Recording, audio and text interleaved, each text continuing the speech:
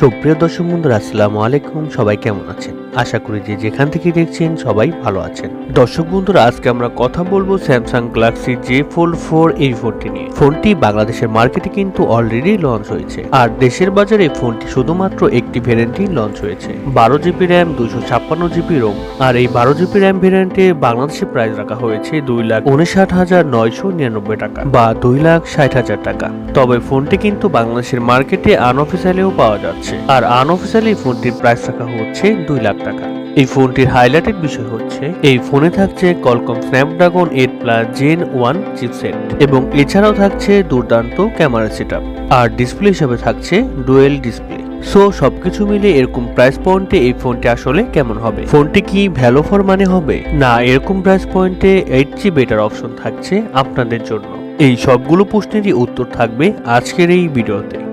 আর আমি প্রতিবারের মতো আপনাদের সাথে আছি মোহাম্মদ পলাশ, এবং আপনারা দেখছেন .pin চ্যানেল। আপনারা যদি আমার চ্যানেলের নতুন সদস্য হয়ে থাকেন তাহলে কিন্তু নিচে যে লাল সাবস্ক্রাইব বাটনটি দেখতে পাচ্ছেন সেখানে ক্লিক করে অল বাটনে সেট করে দেবেন, যেন আমি যে কোনো ভিডিও পরবর্তীতে ছাড়ার সাথে সাথে নোটিফিকেশন আপনাদের মোবাইলে চলে যায়। প্রথমে যদি ফোনটির ডিজাইন এবং বিল্ড কোয়ালিটি নিয়ে কথা বলি, তাহলে এই ফোনটির ব্যাক সাইডে থাকছে glass, Corning Gorilla Glass Victus, এবং ফ্রেমে থাকছে অ্যালুমিনিয়াম। আর ফোনটির ডিজাইন অনেকটা স্যামসাং গ্যালাক্সি Z Fold3 ওই ফোনটির মতো, সেই রকম ভাবে কিন্তু কোনো পরিবর্তন নেই। আনফোল্ড অবস্থায় এই ফোনটির থিকনেস রাখা হয়েছে 6.3 মিলিমিটার, আর ফোল্ড অবস্থায় ফোনটির থিকনেস রাখা হয়েছে 15.8 মিলিমিটার। আর ভালো ব্যাপার হচ্ছে ফোনটিতে আপনারা IPX8 রেটিং পেয়ে যাচ্ছেন, অর্থাৎ এই ফোনটি কিন্তু ওয়াটারপ্রুফ। আর ফোনটিতে আপনারা শুধুমাত্র দুটি সিম কার্ডই ব্যবহার করতে পারবেন, এক্সটার্নাল কোনো মেমোরি কার্ড কিন্তু এই ফোনটিতে আপনারা ব্যবহার করতে পারছেন না। আর এই ফোনে থাকছে সাইড মাউন্টেন ফিঙ্গারপ্রিন্ট সেন্সর, যা যথেষ্ট ফাস্ট এবং অ্যাকুরেট হবে সেটা নিয়ে কিন্তু আমরা নিশ্চিন্ত থাকতে পারি। ফোনটির সামনে আসলে আপনারা পেয়ে যাচ্ছেন একটি ফুল ভিউ ডিসপ্লে, যার উপরের অংশেই পাঞ্চলের মাধ্যমে বসানো রয়েছে সেলফি ক্যামেরাটি।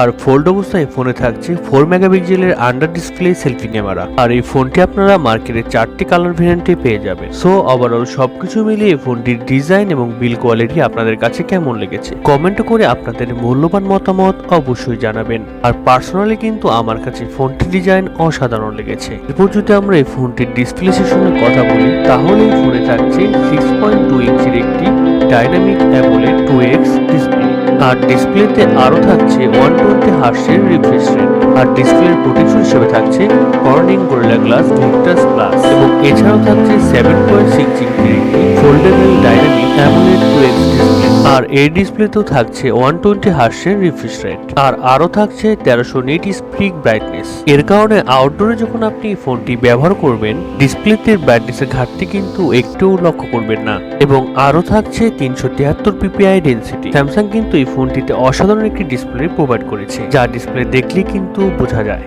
তাই এই ডিসপ্লেতে যে কোনো কন্টেন্ট প্লে করলে শার্পনেসের ঘাটতি কিন্তু আপনাদের একটু লক্ষ্য হবে না। আর ডিসপ্লের কালার কোয়ালিটিও কিন্তু যথেষ্ট ভালো হবে। ফোনটির সফটওয়্যার এবং পারফরমেন্স নিয়ে যদি আমরা কথা বলি, তাহলে ফোনটিতে থাকছে Android 12L, যার ব্যাকএন্ডে থাকছে One UI 4.1.1।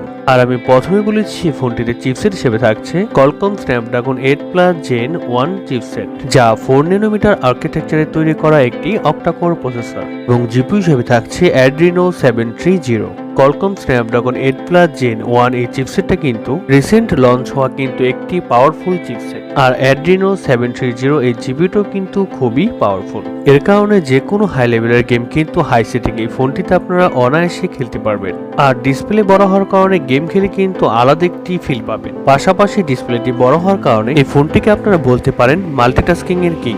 ফোনটি গ্লোবাল মার্কেটে 3টি ভ্যারিয়েন্টে লঞ্চ হয়েছে, 12GB র্যাম 250, 6GB রম, এবং 12GB র্যাম 500, 12GB রম, এবং এছাড়াও থাকছে 12GB র্যাম 1TB রম, যার স্টোরেজ টাইপ হিসেবে থাকছে UFS 3.1, এবং র্যাম টাইপ হিসেবে থাকছে LPDDR5X।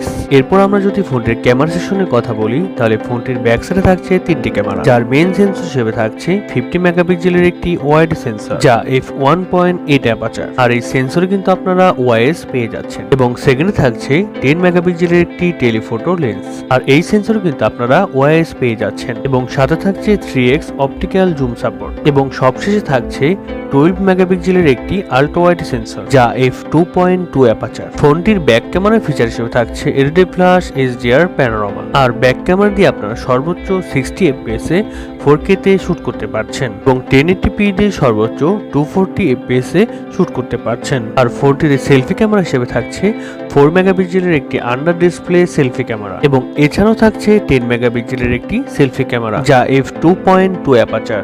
আর সেলফি ক্যামেরা দিয়েও কিন্তু আপনারা 4K তে 60 fps এ শুট করতে পারছেন। ফটো কোয়ালিটির কথা বলতে গেলে ফোনটির ফটো কোয়ালিটি কিন্তু খুবই ভালো হবে, তবে স্যামসাং গ্যালাক্সি Z Fold4 ওই ফোনটি কিন্তু খুব বেশি ভালো হবে না, মোটামুটি সেম ক্যাটাগরি বলতে পারেন, তবে কিছুটা আপগ্রেড করা হয়েছে। আর ফোনটিতে আরো থাকছে ওয়াইফাই, ব্লুটুথ, জিপিএস, এনএফসির মতো আর অনেক ধরনের ফিচার্স এবং ইউএসবি তে থাকছে USB Type-C 3.2। এরপর যদি ফোনটির ব্যাটারি এবং চার্জার সেকশনের কথা বলি তাহলে ফোনে থাকছে 4400 mAh এর একটি ব্যাটারি আর এই ফোনটিকে চার্জ করার জন্য থাকছে 25 ওয়াটের একটি চার্জার। আর স্যামসাং বলছে এই ফোনটিকে এই চার্জার দিয়ে ফুল চার্জ করতে সময় লাগবে মাত্র 1 ঘন্টা। আর এই ফোনটিতে যেহেতু পাওয়ার এফিশিয়েন্ট একটি চিপসেট ব্যবহার করা হয়েছে তাই ফোনটি দিয়ে আপনারা একদিনের ব্যাটারি ব্যাকআপ খুব ভালোভাবেই পেয়ে যাবেন। এবারে কথা হচ্ছে 2,60,000 টাকা বাজেট সেগমেন্টে এই ফোনটি আসলে আমাদের জন্য কেমন হবে। দর্শক বন্ধুরা, 2,60,000 টাকা বাজেট সেগমেন্টে কোনো ফোনকে কিন্তু ভ্যালু ফর মানি বলা যাবে না। এরকম বাজেট পয়েন্টে কিন্তু সবাই ফোনও কিনবে না, তবে এরকম প্রাইস পয়েন্টে এই ফোনটি যা আমাদের অফার করছে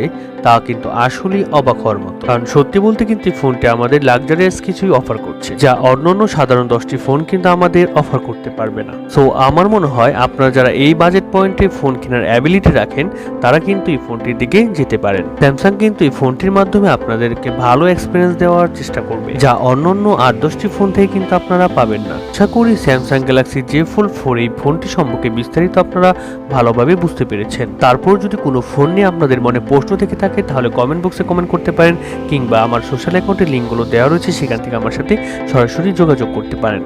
সো ভিডিওটি যদি ভালো লেগে থাকে তাহলে অবশ্যই একটি লাইক করে দিবেন এবং ভিডিওটি কেমন লাগলো অবশ্যই কিন্তু কমেন্ট করে জানাতে ভুলবেন না। এবং আপনি যদি আমার চ্যানেলকে এখনও সাবস্ক্রাইব করে না থাকেন তাহলে কিন্তু অবশ্যই সাবস্ক্রাইব করে পাশের যে অল বাটনটি দেখতে পাচ্ছেন সেই অল বাটনটি প্রেস করে অল সেট করে দিন। তাহলে আজকের মতো এ পর্যন্তই, দেখা হবে নতুন কোনো ভিডিও নিয়ে। তাহলে আজকের মতো ভালো থাকবেন, সুস্থ থাকবেন।